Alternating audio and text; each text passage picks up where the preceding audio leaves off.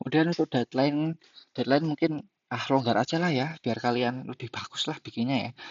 Deadline-nya bisa sebelum UAS gitu aja lah ya, sebelum UAS. Nanti tanggalnya gampang lah ya, sebelum UAS. Jadi misalkan UASnya hari Selasa gitu, pekan ke berapa gitu ya, itu sebelumnya gitu. Oke, oke next. Sekarang ini intinya gini, untuk kamu yang suka nyampah gitu ya, nyampah. Pokoknya jangan jadi sampah guys ya. Jadi pernah mikir nggak sih satu sampah kecil, ini misalkan sekecil apapun gitu kan ya. Kalian lagi eh, makan apa gitu kan ya, bungkusnya dibuang gitu. Itu kadang mikir nggak sih dia kontribusi besar nggak sih kepada masalah besar seperti apa gitu. Mungkin kalau kita pikir, cuma plastik, mungkin plastik bungkus ini loh. Biasanya kalau kita buka minuman, itu kan atasnya kan ada plastiknya tuh, ya Le Minerale atau Fit itu kan ya, ada plastiknya. Itu kan kadang asal buang aja gitu kan. Padahal kan kadang kalau misalkan anggap aja eh, kalau satu orang oke nggak kerasa, tapi kalau 10 orang yang ngelakuin, gimana? Plastiknya banyak, ya kan?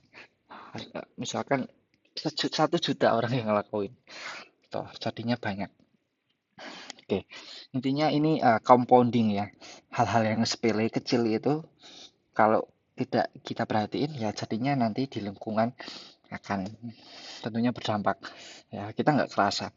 Saya pernah ngerasain compounding efek dari saya melakukan bad habit ini ya, kebiasaan buruk ini.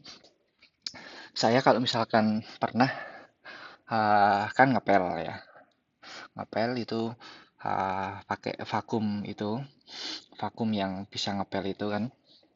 Nah, karena saya nggak apa namanya jarang ngebersihin itu, jadinya rollernya itu rusak gitu kan ya. Padahal sebenarnya kalau kita eh, ngelakuin good habits itu biar setiap hal kecil itu bersihin, setiap pakai bersihin, setiap buang sampah selalu di tempatnya gitu, ya nggak bakalan rusak gitu kan ya. Nah, itu kan hal kecil compounding effect ke hal yang besar. Oke, lanjut. Sampah ini nanti banyak banget nyumbat selokan air ya. Nah, kalau banjir itu gimana coba? Terus bikin kotor halaman ya tentu jelas ya. Kalau halaman bau, kotor gimana kan gitu. Sebenarnya hal sepele ya, cuma saya kadang sering banget lihat orang ya, terutama warga netizen plus 62 ini ya. Itu di jalanan, itu di mobil ya. Kadang sering melihat udah naik mobil itu kan harusnya pola pikirnya itu kan sudah advance ya, karena dia sudah mampu membeli mobil. Tapi kok buang sampah masih di jalan itu eh kayak gimana gitu kan ya. Harusnya orang yang sudah alhamdulillah mampu untuk punya mobil dan seterusnya itu pola pikirnya kan maju gitu kan ya. Ya saya nggak tahu kalau ini yang namanya uang kan nggak tahu dari mana ya. Bisa jadi dari hal yang mungkin kurang baik, makanya dia masih berpelakuan yang kurang baik. Wallahu alam.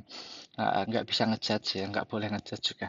Intinya kita pokoknya selalu memperingatkan diri, termasuk diri saya sendiri ya. Kadang masih dulu sebelum kuliah gitu, itu masih ya. Tapi setelah kuliah, setelah saya mendapatkan materi ini gitu kan ya, itu alhamdulillah sudah mulai ini.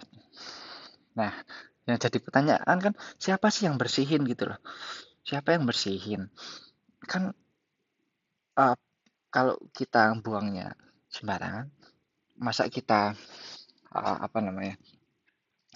Apa mengandalkan mereka pahlawan kebersihan gitu kan ya. Jadi sebenarnya tukang sampah itu atau cleaning service itu dia pahlawan kebersihan gitu loh. Justru kita adalah yang tukang nyampah. Ya buang jajan, cup es teh jumbo gitu kan ya. Tusuk telur gulung itu bayangin, tusuk telur gulung itu kan hal yang sepele ya. Tapi itu eh, pernah nggak sih kalian mikir tusuk telur gulung itu dibuang sembarangan terus masuk di sisa gap antara paving itu loh.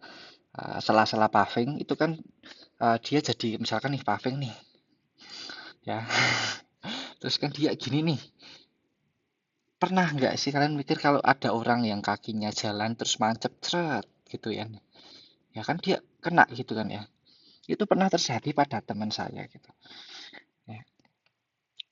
Bukan dia yang buang tapi dia yang kena tusuk sate ini ya. Itu ya hal sepele kan, nah gitu. Oke,